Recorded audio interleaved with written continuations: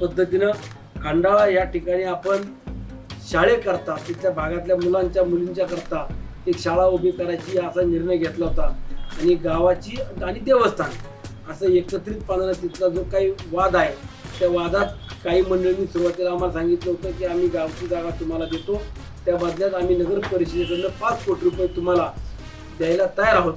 परंतु आता तिथं राजकारण चाललंय का खरंच खंडाळ्यातल्या विद्यार्थ्यांना शिकवण्याकरता कुणाची मनापासून इच्छा आहे हे आता आम्हाला माहीत नाही. परंतु जे कोणी तिथं घाणेरडं राजकारण करून जागा द्यायला अडवणूक करत असतील तर इथून पुढच्या काळात खंडाळा नगर परिषदेच्या हद्दीतल्या असलेल्या भागात शाळा उभी करण्याकरता अडचणी ज्या गाववाल्यांनी केल्यात त्यांना देखील त्याचा जाब विचारल्याशिवाय आम्ही राहणार नाही.